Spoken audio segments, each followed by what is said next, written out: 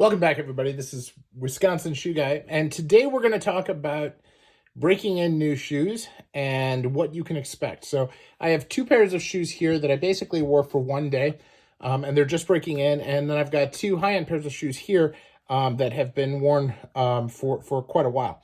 And so as we look at them, part of the question that comes to mind is creasing. Now, a lot of people will say that creasing is about the quality of the leather. Other people will say creasing is about the fit. And it's a little bit of both. Sometimes it's the thickness of the leather. Sometimes it's the thickness of the lining. There's also, sometimes a piece of canvas in between the lining and the upper. Sometimes that's leather in between. It depends. So the higher end the shoe, the better the material in between is, but that doesn't necessarily mean that you won't get creases.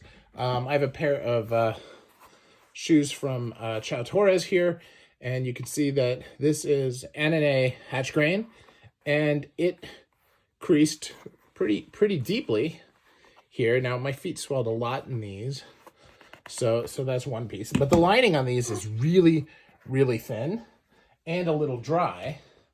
Now, I have another pair that I wore about the same amount of time, also in NNA hatch grain, and you can see that they are creased, but the creasing is much less pronounced. Now, this is from Hiro Yanamagachi.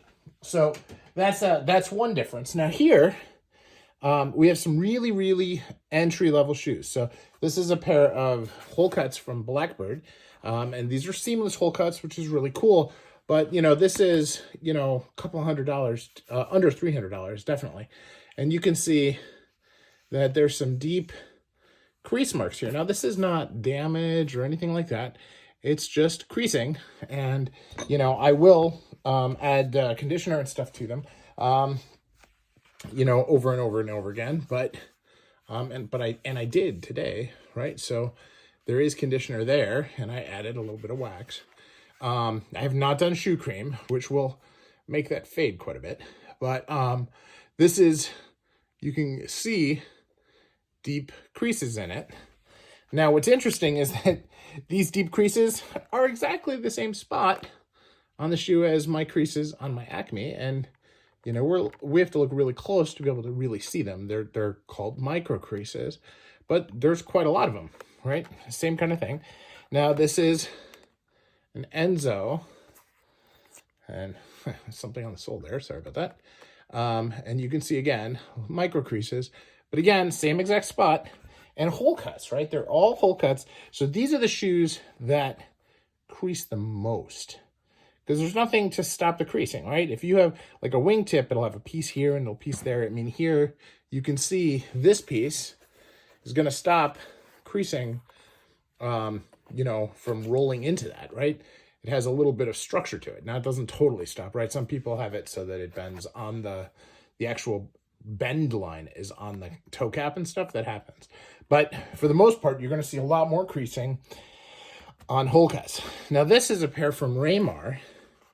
Now, similar price point to the Blackbird, but here you have much tinier creasing lines. Still creasing lines, and dark color. So a little bit of advice for you. If you're very worried about creasing, and a lot of gentlemen are, ladies too, go with dark colored shoes.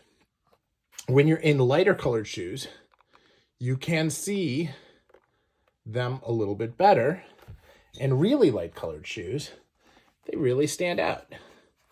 Now, again, no damage to the shoes, no damage to the finish. This is just regular old creasing.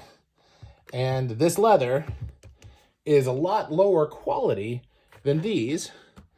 But, these shoes also cost, 5x or 3x, right? So, or 2x. So it's a big difference in the overall price. So you're going to get much higher quality leather. But this is really not bad. And I posted some pictures on Instagram of me wearing these shoes today, and they look really good. when you look at them really, really closely, and I do caution everybody about this, when you're looking this close, that gives you a really artificial view of your shoes compared to everybody who sees you wearing shoes. But when do we look this close? Every single time we polish our own shoes. So, food for thought.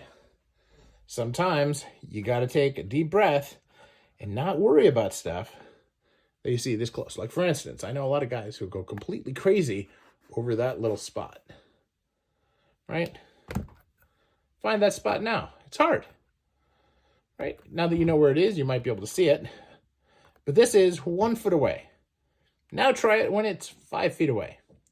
5 feet away is about the average distance of a 5 foot tall person, 5'4" person, eyes to the floor, which is where your shoes sit.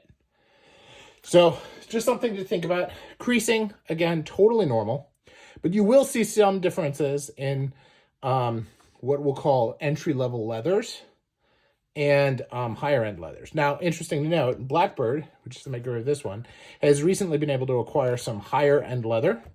They had been sourcing their leather from a tannery in the Ukraine, or from a distributor in the Ukraine, and they are now getting stuff directly from Western Europe, where they're able to get Annane and Charles Stead, as well as even some Horween. So they're going through their own journey as they continue to grow.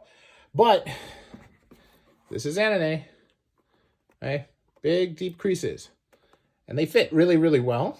So this is just a pair that is a little on the dry side and needs a little bit more.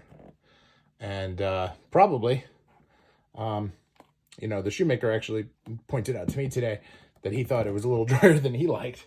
So I'm not feeling so bad, but it is a very high quality shoe. Well, in the upper, right? I know a lot of people have questions about the construction method. I'm getting a pair of hand-welted shoes from him. He and I talked about that today. But this is good leather on the upper, and it just happened to crease like that. So give it some thought. Think about it. Throw your comments on the below. I know a lot of people will disagree with me about a lot of things. Everybody always does. Everybody's entitled to your opinion. This is just mine. So look forward to the commentary. Thanks, everyone.